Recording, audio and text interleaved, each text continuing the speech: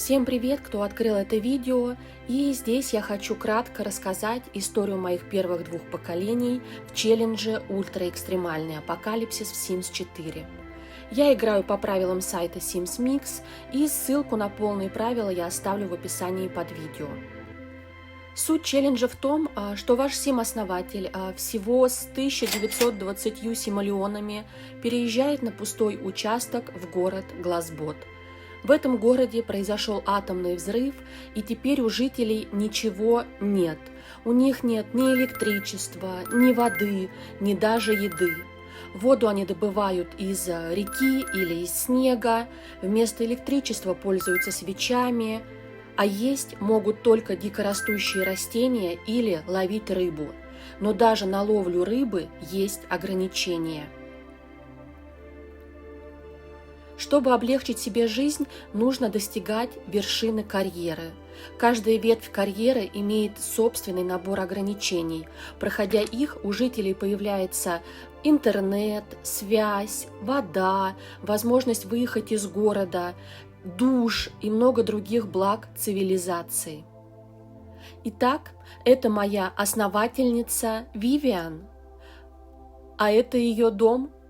Это все, на что нам хватило денег в первую неделю.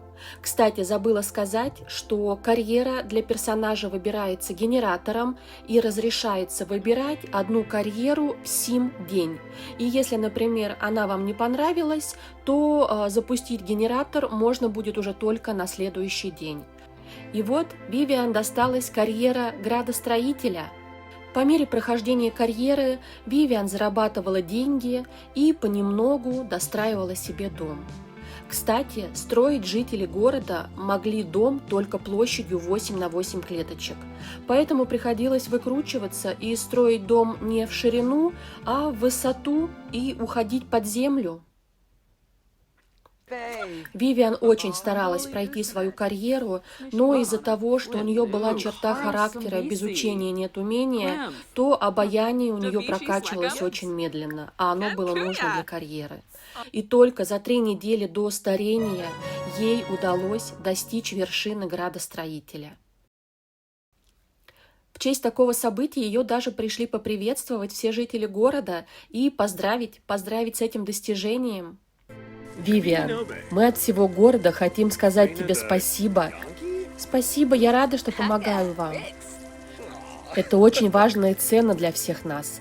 Теперь наша жизнь начнет меняться. Благодарю еще раз. Закрытие карьеры градостроителя открыло всем жителям города Глазбот доступ к коллектору росы, благодаря которому не нужно было каждый день бегать на реку за водой, одному ветряку, благодаря которому в доме появилась энергия, и одному компьютеру, который мог как раз работать от этого ветряка. После закрытия карьеры основателю разрешается выйти замуж и завести детей. До этого момента Сим должен жить один. На протяжении всего времени, пока Вивиан жила в Глазботе, у нее были отношения с Гарри. Но назвать это отношениями было сложно, так как для Вивиан это были первые отношения, она не знала, как может быть по-другому, а для Гарри Вивиан была удобна.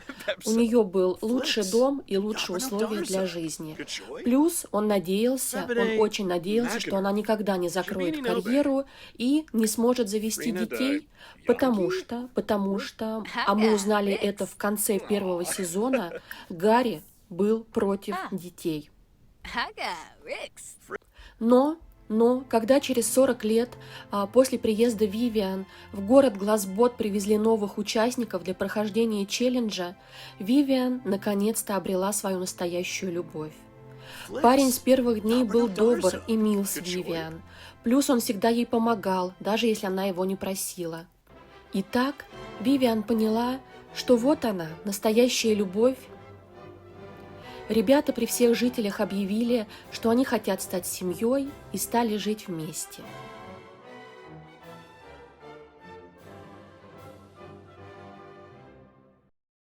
Сразу после свадьбы у нас появилось второе поколение.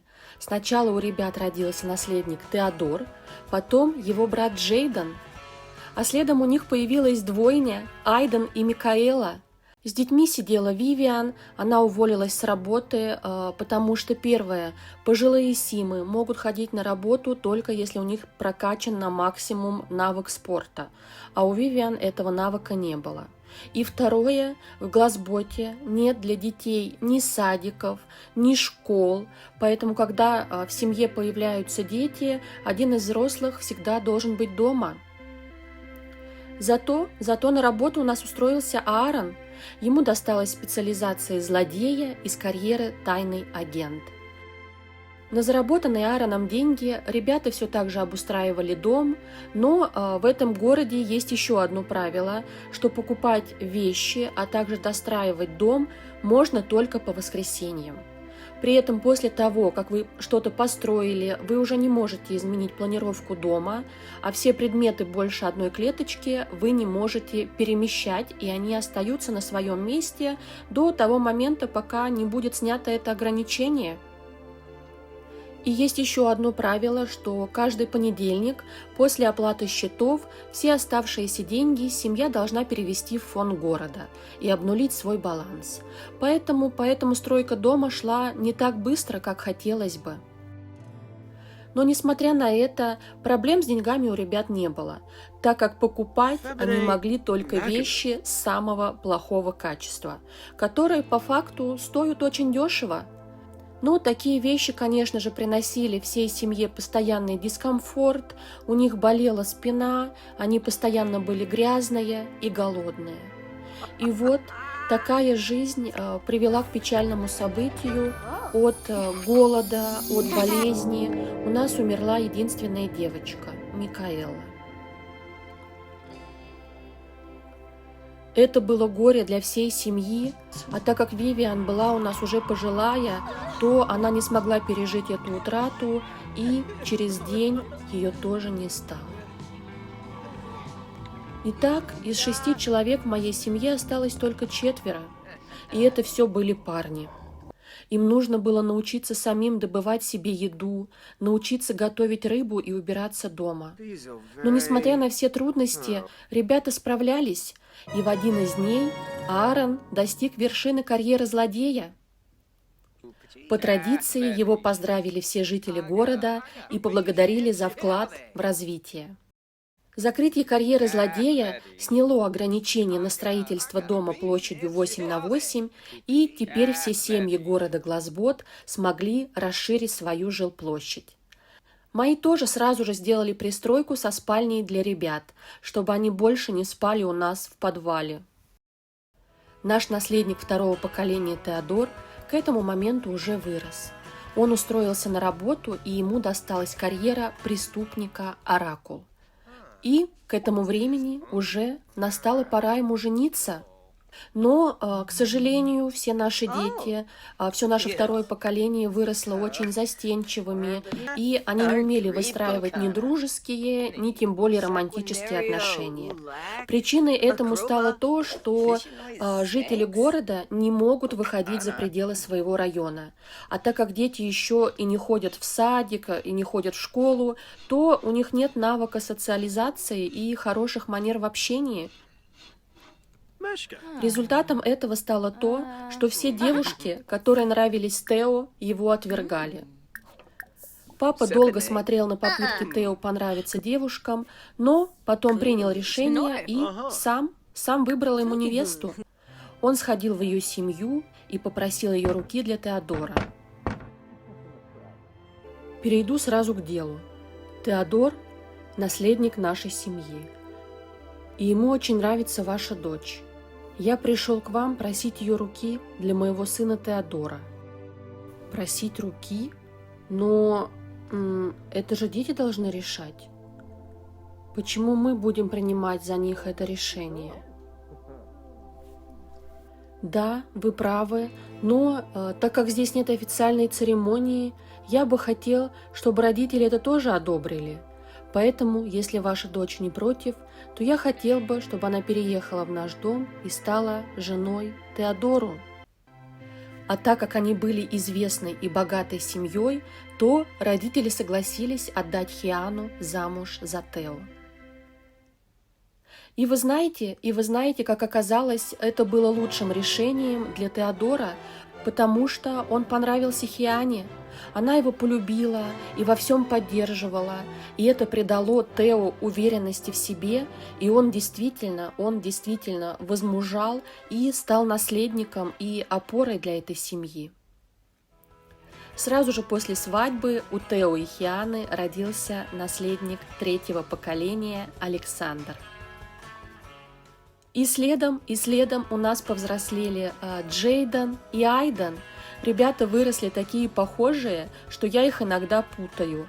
Джейдену досталась карьера менеджер по вопросам экологии, а Айдену писатель-журналист.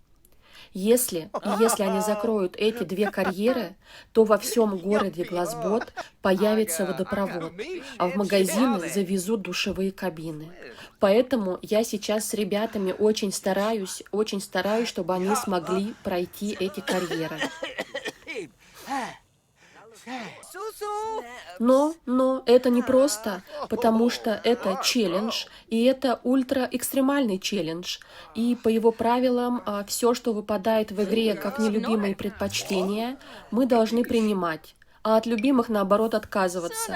Поэтому мои персонажи, они и так всегда в плохом настроении из-за нехватки еды, из-за плохой обстановки, и плюс большую часть занятий они не любят. Поэтому достичь вершины карьеры в этом челлендже не так уж и просто. Время течет быстро, и вот нас уже покидает Аарон. И это официальное завершение первого поколения. Что очень грустно, потому что он не сможет увидеть всех своих внуков.